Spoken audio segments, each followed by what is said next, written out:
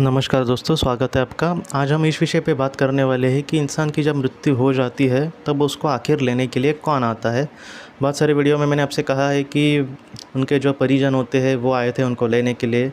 तो हाल ही में एक वीडियो में बात हुई थी, तब उस आत्मा को दोस्तों उसके जो दूत आत्मा होते हैं, मतलब एक कहीं ना कहीं ईश्वर भी भेजते हैं कुछ बड़ी बड़ी आत्माओं को लेने के लिए। तो उनको लेने के लिए वो आए थे। तब एक लेडी ने मुझे कहा था कि आपने तो कहा था कि आपके परिजन आते हैं, तो उनको वो लेने के लिए क्यों आए। तो मुझे लगता है कि इस बात को थोड़ा सा हमें मतलब समझ कर लेना चाहिए। क्लियर जितना मुझे पता चला है मैं आपको ज़रूर इसके बारे में कहने की कोशिश कर रहा हूँ। तो आखिर हम इस दुनिया से जब चले जाते हैं तब आखिर कौन लेने के लिए आता है। तो देखिए, जो यंत्रणा जिस तरीके से है, जैसे पृथ्वी पर भी मतलब ये काम कौन करेगा, अगर रास्ते का काम है तो वो कौन करेगा, ऐसे ही मतलब एक यंत्रणा बनाई गई है। एक ऐसा है कि एक यंत्रणा बनाई गई है कि ये काम ये करेगा, ये काम वो करेगा। अगर एजुकेशन का काम है तो वो दूसरा कोई इंसान नहीं कर सकता जिसको उसकी ज़िम्मेदारी दी गई है। जैसे हमारे नेता भी होते हैं कि परराष्ट्र मंत्री होते हैं, या फिर संरक्षण मंत्री होते हैं, कायदे मंत्री, या फिर रेलवे मंत्री, मतलब अलग अलग जो उनको डिपार्टमेंट दिया जाता है। तो ऐसा ही आत्मलोक में ही होता है। तो हर एक चीज़ वहाँ पे किसी मतलब एक वहाँ पे ऐसे एक मंत्रिमंडल वैसा नहीं होता, लेकिन एक चीज़ की जिम्मेदारी किसी ना किसी को दी जाती है। वहाँ पर ज़्यादातर ये देखा गया है दोस्तों कि समझो कुछ पृथ्वी पर घटने वाला है, समझो किसी आत्मा को इस दुनिया से समझो जाना है उस वक्त, मतलब वो इस दुनिया से समझो चला जाएगा, तो उनको पहले से पता होता है कि ये मतलब ऐसा होने वाला है। तो वो इसके बारे में नियोजन करते हैं और उसके बाद किसी को भेजते हैं लेने के लिए। तो ज़्यादातर उस वक्त दोस्तों कि ये देखा जाता है कि उस सोल को किसके साथ वो जाकर मतलब अपने आप को बहुत ही अच्छे से संभाल सकती है। हमेशा ही उसके प्रियजन नहीं जाएंगे और हमेशा ही उसके दूत नहीं जाएंगे। मैं आपको एक उदाहरण देता हूँ। एक लड़की के साथ ऐसी घटना हुई थी दोस्तों कि जब वो इस दुनिया से चली गई तब वो ये कहते हैं कि पहले तो मैं शरीर के बाहर आई और मैं ऊपर ही ऊपर जा रही थी, और उस वक्त उसने अपने सामने एक छवि आते हुए दिखी। वो जो छवि थी जब उसके सामने आई, जब वो आत्मा उसके सामने आई, तब उसने ये देखा कि वो उसके बचपन के एक चाचा थे। उसके एक चाचा थे दोस्तों, उसके पिताजी के भाई। इसको उनका ज़्यादा सहवास नहीं मिला, लेकिन वो उससे बहुत प्यार करते थे। हमेशा उसको ऐसे कंधे पे उठाते थे और बहुत ही मतलब उसने उसके लिए बहुत किया था उस लड़की के लिए बचपन में। लेकिन बाद में इसकी ज़िंदगी अलग और वो कहीं दूर चले गए और बाद में वो इस दुनिया से भी चले गए थे। लेकिन इस लड़की के मन में उनके लिए बहुत सम्मान था, बहुत ही आदर था। तो वो लड़की ये कह रही थी कि वो मेरा हाथ पकड़ के मुझे लेकर जा रहे थे आत्मलोक में। और बाद में उस चाचा ने उनको ये कहा, उस लड़की को दोस्तों, कि मैं तुम्हारे समुदाय की आत्मा नहीं हूँ।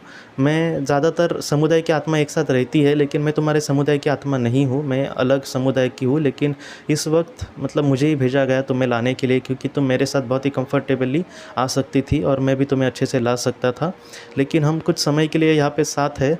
मैं तुम्हारे समुदाय तक तुम्हें छोड़ दूँगा और उसके बाद तुम चिंता मत करना, मैं अपने समुदाय में चला जाऊँगा।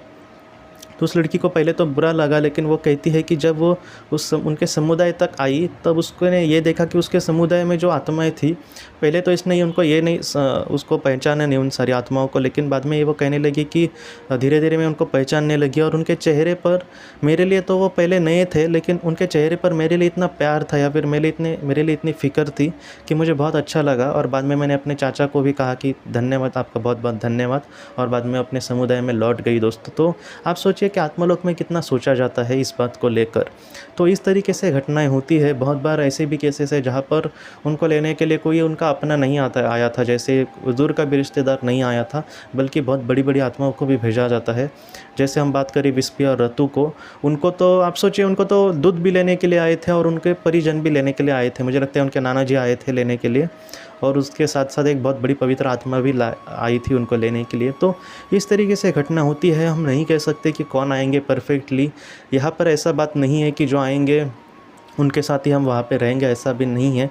अगर कोई और भी लेने के लिए समझो आया, फिर भी हमारे जो समुदाय होंगे वहाँ पर हमारे जो अपने लोग हैं, अगर किसी ने अपने को खोया है तो वो भी वहाँ पर ज़रूर मतलब प्रेजेंट होंगे हमारे समुदाय में। तो इसलिए भी आप ज़रा भी डरना मत कि हमें कौन लेने के लिए आएगा। या फिर मुझे लगता है, मैं आपको सच कहता हूँ कि वो भी आत्मा यही कहेंगी कि हम मतलब इसके बारे में सोचने से अच्छा है कि हम जीवन में कितना अच्छे मतलब काम कर्म करें, उसके बारे में सोचिए। ये तो घटनाएं नैसर्गिक रीति से होने ही वाली है, लेकिन अगर हम अपने जीवन में बहुत ही अच्छे से कर्म करेंगे तो हम सच में दोस्तों वहाँ पर जाकर इतना हमें अच्छा लगेगा कि समझो आप एक एग्ज़ाम्पल मैं आपको देता हूँ कि कोई एक लड़का है, उसने मतलब बहुत तैयारी की है एक रेसिंग के लिए, और उसमें वो बहुत ही अच्छे से काम करना चाहता है और वो समझो पहला आया उस रेसिंग में, फर्स्ट प्राइज़ उसको मिला, तो वो घर पे कितना खुशी से आएगा। तो ऐसे खुशी से हमें आने की कोशिश करनी है। लेकिन इसमें एक अच्छी बात है कि अगर वो लड़का बेचारा समझो पहला नहीं आया, वो आखिरी आया, हाँ उसने मेहनत की अच्छी, लेकिन वो आखिरी आया और वो अपने घर में बेचारा मायूस होकर ही आएगा, क्यों? क्योंकि उसको प्राइज़ नहीं मिला। लेकिन ये जो ज़िंदगी की रेस है, इसमें हमें पहला भी नहीं आना है, फर्स्ट प्राइज़ भी नहीं मिलना है, कुछ भी नहीं मिला, बस हम कितना अच्छे से काम करते हैं, कितने अच्छे से मतलब अपने आप पर मतलब कोई भी बुरा काम नहीं करते, बहुत ही अच्छे से अपना कर्म करते हैं, इसको इम्पोर्टेंस दी जाने वाली है। तो अगर एक इंसान ने हाँ अपने वो जीवन में मतलब बेचारा रोता रहा, उसके सामने बड़ी बड़ी परेशानियाँ आई, लेकिन उसने बहुत ही अच्छा काम किया, तो उसकी जब आत्मा दोस्तों इस मतलब शरीर से मुक्त हो जाएगी, तब उसको बहुत खुशी मिलेगी कि हाँ उसने बहुत ही अच्छा काम किया, और उसी खुशी को लेकर वो आत्मलोक में जाएगी। सिर्फ वो नहीं खुश होगी, बल्कि उसके समुदाय की आत्मा ये भी बहुत खुश होंगी उसके लिए, क्योंकि उसने बहुत अच्छा काम किया। बहुत बार माइकल न्यूटन जी की किताब में ऐसा लिखा, इसलिए कह रहा हूँ, नहीं तो मतलब ऐसी बातें कभी कभी किसी को लग सकती है कि मैं अपने मन की कह रहा हूँ। आप ज़रूर वो किताबें भी पढ़े, जर्नी ऑफ सोल्स और डेस्टिनी ऑफ सोल्स। उसमें उन्होंने ये कहा है कि एक आत्मा जब इस दुनिया से चली गई थी, तब उसके सब समुदाय की आत्माएं थी, उन्होंने मतलब इतना भव्य और दिव्य तरीके से उनका स्वागत किया कि एक संगीत का भी मतलब एक जैसे ऑर्केस्ट्रा होती है, वैसा ऑर्केस्ट्रा भी उसके लिए मतलब उनके लिए बजाया कि इसने बहुत ही अच्छे से कर्म किया। तो आप सोचिए कि इसलिए मैं हमेशा आपसे कहता हूँ कि जो हम अच्छा काम करते हैं, सिर्फ उससे हमें खुशी नहीं मिलेगी, बल्कि हमारे जो करीबी है, आज जो हमारे साथ जो नहीं भी है, फिर भी उनको बहुत खुशी मिलने वाली है। तो दोस्तों, हम अगर मतलब जो आत्मा होती है अगर इस दुनिया से चली जाए जब, तो उसे मतलब उसके दूध भी किसी को भेजा जा सकता है उसको लाने के लिए, या फिर बहुत बार उनके परिजन भी ज़रूर आते हैं। तो इस तरीके की ये सारी चीज़ें होती है, वहाँ पे नियोजन बहुत ही अच्छा होता है। ऐसे भी कहा जाता है कि अगर किसी की एक्सीडेंटली डेथ हो जाए तो थोड़ा सा लेट होगा आने के लिए उनको, थोड़ा सा मतलब मैं आपको सच कहता हूँ 2-3 घंटे नहीं, थोड़ा सा मतलब 1-2 मिनट वगैरह, तो थोड़ा सा वो हो सकता है लेट हो जाता है कभी कभी। तो मतलब ऐसे बहुत सारे केसेस देखे, इसलिए मैं आपको कह रहा हूँ। बाकी किसी ना किसी को ज़रूर मतलब लेने के लिए वो आते हैं और बहुत ही अच्छे से मार्गदर्शन भी करते हैं।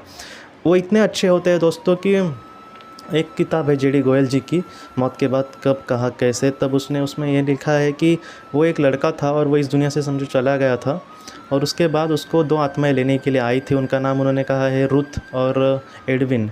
तब क्या हुआ था कि वो जो रुथ थी, उसने उसकी आत्मा को दोस्तों एक कहीं ना कहीं लेटा दिया, मतलब उसका आराम करने के लिए कहा, और कहा कि हम जा रहे हैं उस दुनिया में, तुम यहाँ पे आराम करो, लेटो तुम। तो वो लेटते रहा, बाद में 1-2 मिनट हो गई, और वो अभी मन में उसके बहुत सारे सवाल है कि ये दोनों आखिर कौन है। उसको बहुत इच्छा थी उनसे बात करने की, उसके मन में डर जरा भी नहीं था।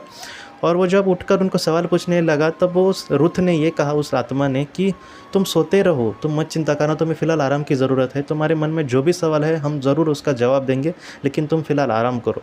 मतलब कितने अच्छे मतलब दिल के होते हैं, आप सोचिए कितना प्यार से वो हमें जवाब देंगे। तो इस तरीके से ये चीज़ें हैं, हमें इसको लेकर ज़रा भी फिक्र नहीं करनी। हमें अपने जीवन में जितना हम अच्छे से काम करेंगे, उतनी ही खुशी से हम आत्मलोक में जाएंगे, और उतनी ही खुशी से वो हमें ज़रूर हमारा स्वागत करेंगे। लेकिन इसके लिए हमें अपने जीवन में दोस्तों बहुत ही अच्छा इंसान बन के जीवन में आगे बढ़ने की हमेशा कोशिश करनी होगी। इस पर हम आगे भी ज़रूर वीडियो बनाने की कोशिश करेंगे इस टॉपिक पर, या फिर और भी अगर आप पूछेंगे तो मैं ज़रूर उस पर बताने की कोशिश करूँगा। मैं ज़्यादातर मतलब ऐसे जो बड़े बड़े चीज़ें हैं उसका मैं वीडियो को ही माध्यम से ज़रूर जवाब देने की कोशिश करूँगा, ताकि बहुत लोगों तक ये सारी बातें पहुँचे। तो दोस्तों, आज की बस वीडियो में इतना ही। और भी अगर आपके मन में कोई सवाल हो तो आप ज़रूर पूछे, जितना हो सके मैं उसका आपको ज़रूर जवाब देने की कोशिश करूँगा। आप अपना अपने परिवार का ख्याल रखना। आपका बहुत बहुत धन्यवाद। ज़िंदगी की रोशनी ये संस्था ऐसे लोगों के लिए काम करती है जिन्होंने किसी अपने को खोया है, या फिर जो लोग अपनी ज़िंदगी में बहुत ही ज़्यादा दुखी है। जो लोग इस संस्था से जुड़ते हैं उनको तकरीबन 50 किताबें भेजी जाएगी उनके व्हाट्सएप पर या फिर ईमेल पर। ये किताबें आत्मलोक या फिर मौत के बाद हमारे साथ क्या होता है, इन सारी चीज़ों की आपको पूरी तरह से जानकारी देगी। और इसके साथ साथ आपको एक पास्ट लाइफ रिग्रेशन थेरेपी की ऑडियो भी भेजी जाएगी। इस ऑडियो की मदद से आप घर बैठे अपनी पास्ट लाइफ रिग्रेशन करने की कोशिश कर सकते हो। बहुत लोग पास्ट लाइफ रिग्रेशन थेरेपिस्ट के पास किसी कारण के वश नहीं जा सकते, तो ऐसे लोगों के लिए मदद के लिए ये ऑडियो तैयार की गई है। तो आप ज़रूर इस संस्था से जुड़े। इस संस्था से जुड़ने के लिए सामने जो व्हाट्सएप का नंबर दिया है, आप कृपया उस पर संपर्क करें। आपका बहुत बहुत शुक्रिया।